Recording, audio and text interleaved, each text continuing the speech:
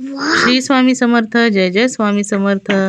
अनंत कोटी ब्रह्मांड नायक राजाधिराज योगीराज अक्कलकोट निवासी सद्गुरु श्री स्वामी समर्थ महाराज की जय.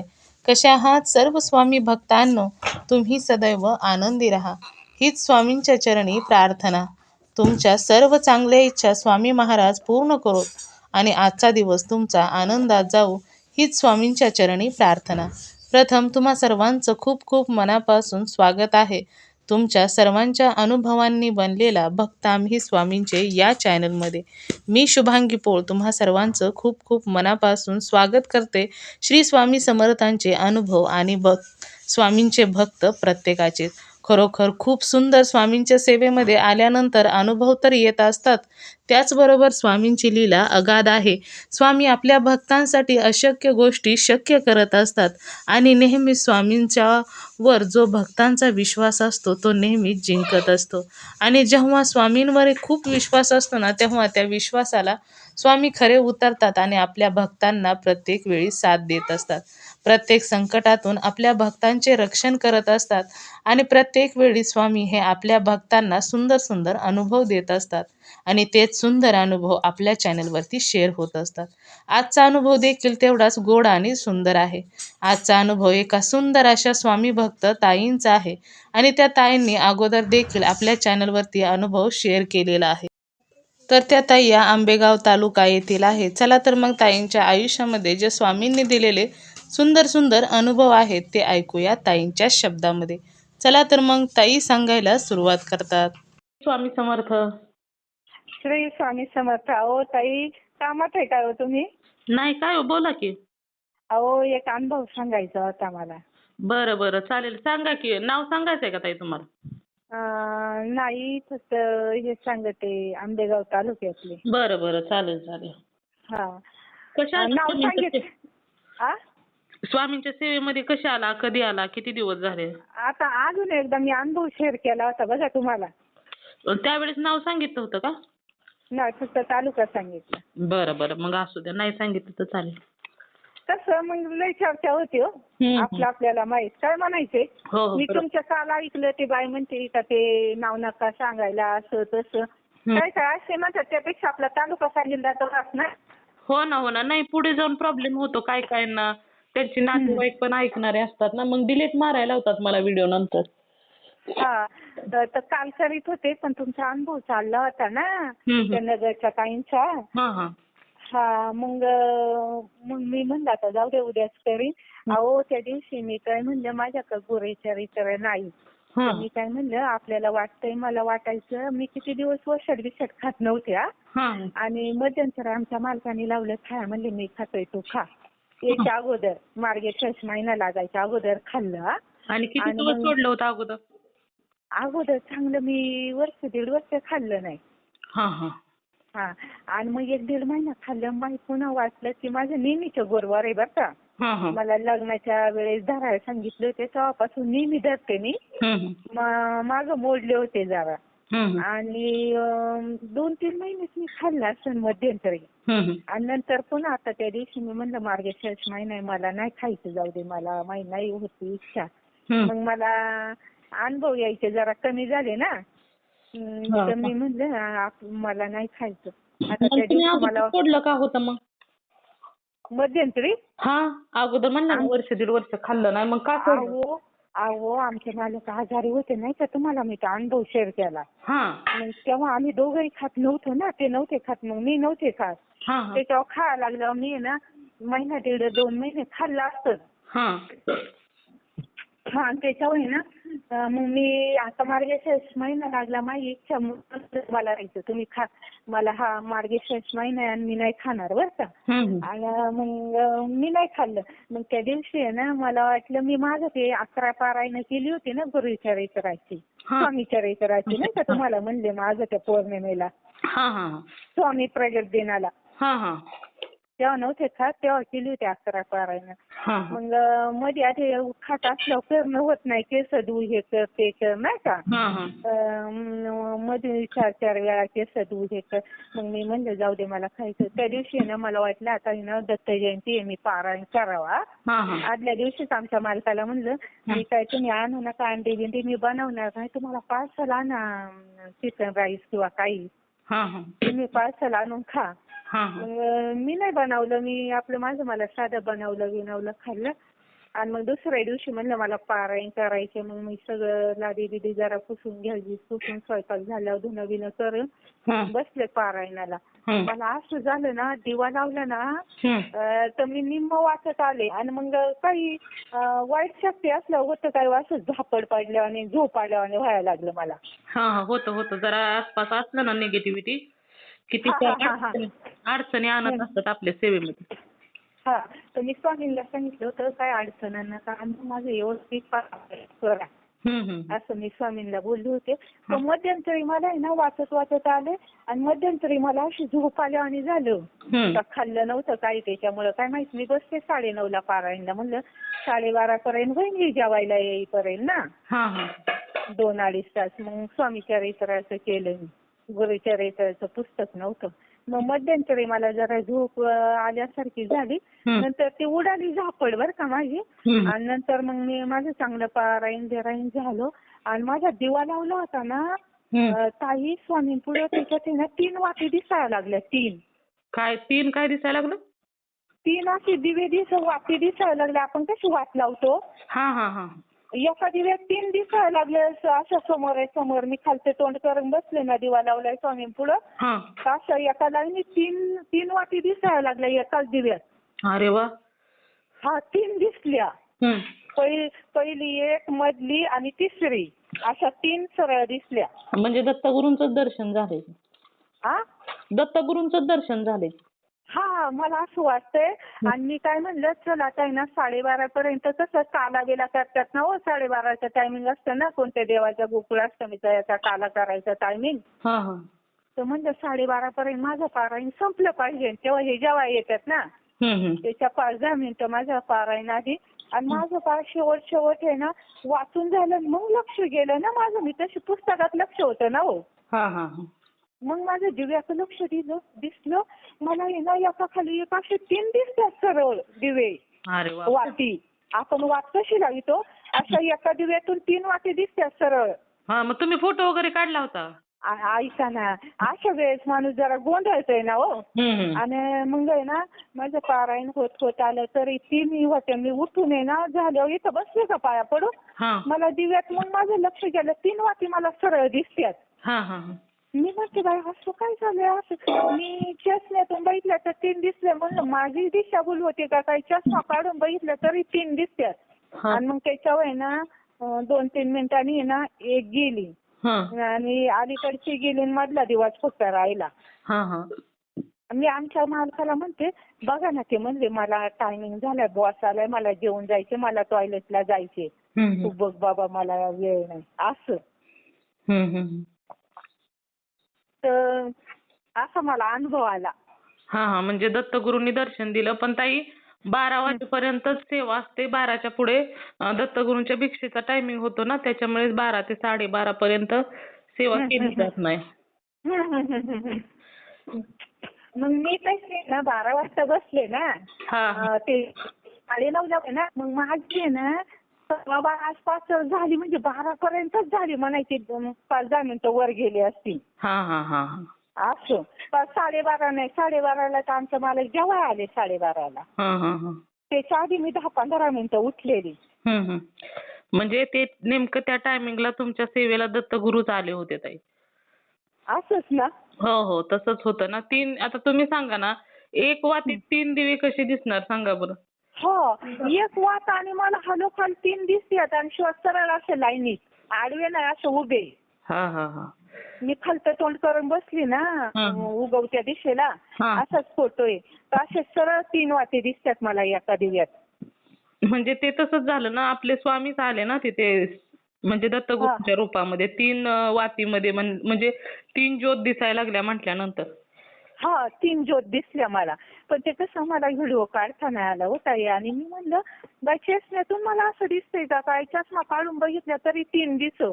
आणि मग नंतर आहे ना 12:30 वाजले ना, मग एक गेली बर का, आणि मग अलीकडची एक गेली आणि फक्त मधला दिवा दिसायला लागला. म्हणजे त्या टायमिंग मध्ये नेमके ते आले तिथे. है ना. हो हो हो. असंच वाटतंय मला बर का. माझं पारायण आहे ना 12:15 पर्यंत झालं म्हणायचं. आणि असं पण चमत्कार जर एखाद्याच्या बाबतीत व्हायचा तर तो म्हणजे काही मिनिटांपुरता किंवा काही क्षणिकच असतो ना उदय. हा बरोबर आहे. आता एखाद्याला जर स्वामींचं दर्शन व्हायचं असेल तर स्वामी येतात आणि लगेचच एक क्षणातच दर्शन देऊन निघून जातात. म्हणजे तो काही काळ जास्त वेळ थांबत नाही ना. हा बरोबर. मग आता ते कधी वाटे दिसायला लागलं तर जेव्हा माझं वाचून झालं मी इथं बसले ना तेव्हा ते मला दिसलं. म्हणजे ते अगोदरच कधीतरी निर्माण झालं असेल पण ते तुमचं लक्ष नसल्यामुळे ते थांबून राहिलं, पण तुम्ही पाहिल्यानंतर ते आपोआपच गेलं ना. हा. म्हणजे ते काहीतरी 11 पासून असं म्हणायला आणि ते नंतर आहे ना 12:15 पर्यंत 12 काय टायमिंग असेल ते पर्यंत ना 12:10 असं काहीतरी मग एक गेलं. मग अलीकडचंही गेलं 2 मिनिटांनी आणि मग मधलाच दिवा राहिला. म्हणजे ते तुम्हाला दाखवून द्यायचं होतं मी आलोय. हा बरोबर आहे बरं का. आणि मग माझे आहे ना मग मला वाटतंय जाऊ दे मला स्वामी असा अनुभव देतात. मी यांना म्हणलं जाऊ दे मला नाही खायचं. आणि मला आहे ना जरा याच्या आधी आहे ना जरा असं आजारी अंग बिंग हे ते दुखायचं. आणि ते वाचताना मला मध्यंतरी म्हणले ना झापड पडल्यावानी झाली, झोप आल्यावानी झाली. हे आले आणि मग ती वाईट शक्ती लावली मला वाटतं त्यांनी. नाही आपण कुठेही जात असतो ना, म्हणजे घरामध्ये आपण बाहेर जर कुठे गेलो तर आपल्याला माहित आहे का कोणत्या जागेवर काय घडलेलं हा बरोबर बोलल्या. मग तिथून आपल्याला म्हणजे जाणवत नाही, पण आपण घरी आल्यानंतर ते आपल्या बरोबर येतं. कधी कधी आपल्या मनात जी निगेटिव्हिटी असते तीच आपल्याला सेवा करू देत नाही. नको नको खास झाल्यागत, शिंका आल्यागत, झोप आल्यागत होतं ना. हा मग मला असं आहे ना 2-4 दिवस आहे ना मला चांगला 8-10 दिवस बरं नव्हतं. असं दुखायचं. मी एकदा डॉक्टरकडून आले, माझे गुडघे दुखायला, हातपाय दुखायला लागलं. डॉक्टरकडून जाऊन आले, थंडी तापासारखं जरा वाटायला लागलं. तर म्हणलं बाया पुन्हा मला काय असं व्हायला लागले. आता 1,500 रुपये घालून आल्या आणि त्याच्यावर ना आमच्या घरात लॉक करून आले, मांजर गुतले गेलं बरं का. त्या जावाने फोन केला, मग गावाला गेले, ते मांजर काढलं, जित निघालं, मेलं नाही. त्याच्या आई तिकडून ते पिल्लू पडलं होतं आमच्या घरात. अरे आणि मग तिकडून जाऊन आले आणि मग मला जरा सर्दी बिर्दी काही झाली नाही. पण मला तिथून आलं ना 2-4 दिवस जरा असं गुडघे असं गावाला गेले तरी जाम झालं. आणि मी जसं पारायण केलंय तसं मला जरा फ्रेश वाटतंय. काय म्हणायचं ताई. आणि ते मध्यंतरी आहे ना ते आले असते ना ती वाईट शक्ती निघून गेली असं मला अशी झापड पडल्या आणि झोप यायला लागली. यापैकी माझे डोळे झाकायला लागले 11:15 टायमिंग मध्ये, 11:45. म्हणजे आळस आल्यागत होतं ना, करू नको असं होतं. हा. आणि मग ही आल्यावरती वाईट शक्ती लावली मला वाटतं त्यांनी. म्हणजे आता तुम्हाला पारायण केल्यानंतर फ्रेश वाटतं ना, नंतर वाटतंय ना. फ्रेश वाटले. आणि नंतर मग 5-10 मिनिटांनी ते मध्यंतरी झोप आल्यागत झालं आणि त्याच्यावर ना चांगलं 15-20 मिनिटांनी एकदम फ्रेश वाटलं मला. अरे वा. म्हणजे 15-20 मिनिटांनी. मग आपण जेव्हा सेवा वगैरे करत असतो ना ताई, तेव्हा मग आपलं पण शरीर शुद्ध होत जातं ना. नामस्मरण मंत्र उच्चार म्हणजे काय असं आहे का? मंत्र उच्चाराने शरीर शुद्धीकरणच होत जातं. शरीरातील निगेटिव्हिटी आपोआपच बाहेर निघून जाते ना. हा. आणि त्याच्यानंतर मग आहे ना मला आहे ना फ्रेश वाटलं 11:15 पुढून बरं का ताई. मग मी फ्रेश मध्ये वाचलं आणि त्याच्यानंतर आहे ना मला ते दिवे दिसले. म्हणजे ते आले होते त्यांनी काढून लावले मला वाटतं. हो ना. आणि दत्तगुरूंच्या समोर असलं काय चालतच नाही ना, महत्वाचं म्हणजे. मी एका ताईंना सांगितलं आमच्या मालकिनीला, ती म्हणली तुमच्याकडे दत्तगुरू सारखे ब्रह्म विष्णू तिघजण दिसले. हो 3 ज्योत म्हटल्यानंतर ते ब्रह्मा विष्णू महेश दत्तगुरूच आले. दत्तगुरू. आणि स्वामींचा म्हणजे दत्तगुरूंचाच अवतार आहे ना स्वामी. आता माझ्याकडे गुरुचरित्राचं नव्हतं पुस्तक पारायण करायला, मग मी स्वामी चरित्राचं केलं. चालेल, त्याला काय नसतं ताई. सेवा करणं महत्वाचं असतं. कोणतेही फक्त नामस्मरण जरी केलं तरी पण चालतं. स्वामी म्हणतात फक्त म्हणजे तुम्ही सेवा करणं महत्वाचं आहे. आणि जेव्हा स्वामींना एखाद्या भक्तांकडून सेवा करून घ्यायची असते ना तेव्हा ते करूनच घेतात ताई. होय. आणि मी त्यांना म्हणले होते आणि मी ना ताई काही मागत नाही, सगळं माझं व्यवस्थित आहे. फक्त आम्हाला सुखी ठेवा, नवरा बायकोला. मला एक मुलगी आहे, आम्ही दोघं जण सुखी ठेवा आणि माझी लेकरं बाळ नातवंड सुखी ठेवा, एवढेच मागते. 2 डबल इस्टेट काही मागत नाही मी त्यांच्याकडून. आणि मागायचं पण नाही ताई, कारण त्यांना जे योग्य वाटतं ते देतच असतात आणि आपल्या स्वामींना नेहमी द्यायचंच माहिती आहे ताई. हा, मागत नाही मी कधी काही. समाधानी सुखी ठेवा सगळी, असंच मागते मी. बाकी काय नाही, माझा आहे तेवढा परिवार, लेक जावाई नातू बितू आणि नवरा बायको सुखी ठेवा म्हणते.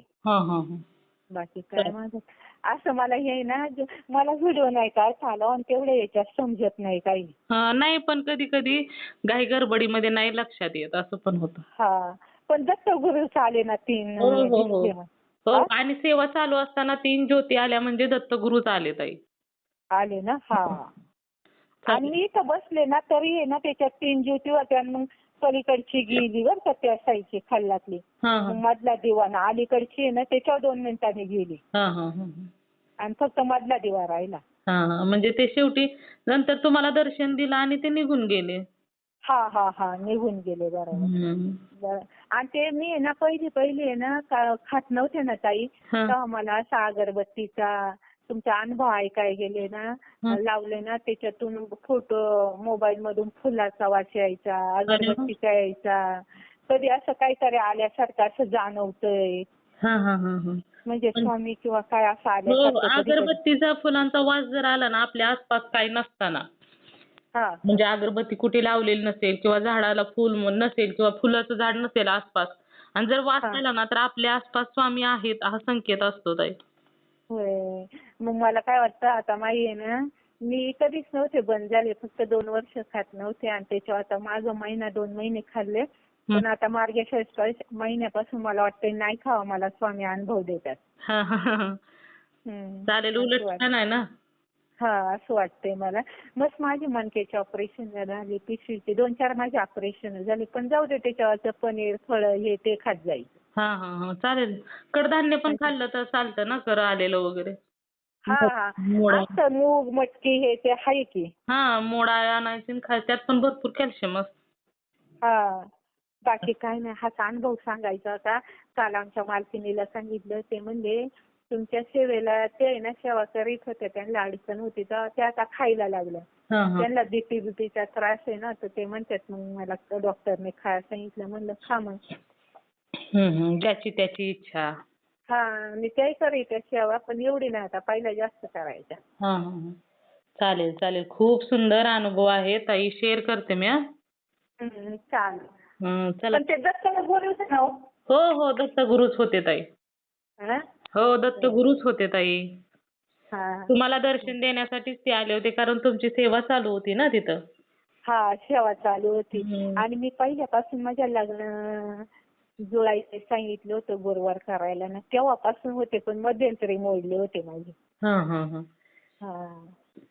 नाही आता मी दररोज माझी काही सेवा नाही, फक्त सकाळी 1 माळ जप करते आणि संध्याकाळी 1 माळ जप करते आणि तारक मंत्र म्हणते आणि ते म्हणत असते गणपती स्तोत्र, पुन्हा हे नाही घोराष्टक स्तोत्र ते दत्ताचं. घोराष्टक दोन स्तोत्र. घोराष्टक स्तोत्र म्हणते, गणपती स्तोत्र म्हणते आणि स्वामी याची अक्कलकोटच्या स्वामींची आरती येते म्हणत असते आणि गायत्री मंत्र आहे. एवढंच असतं. छान आहे, सेवा पण छान आहे ताई, कारण स्वामींना ज्याच्याकडून जेवढी सेवा करून घ्यायची आहे ना तेवढी ते करूनच घेतात ताई. मग बरोबर आहे ना, हे मी घोराष्टक स्तोत्र म्हणते, गणपती स्तोत्र म्हणते. घोराष्टक दोन स्तोत्र दत्तगुरूंचं आहे ना, त्याच्यामुळे ते पण त्याने पण तुमच्यावर ते प्रसन्न झाले असतील आणि त्यामुळे सेवेला पण तुम्ही सेवा पण करताय, त्याच्यामुळे ते आले दर्शनाला.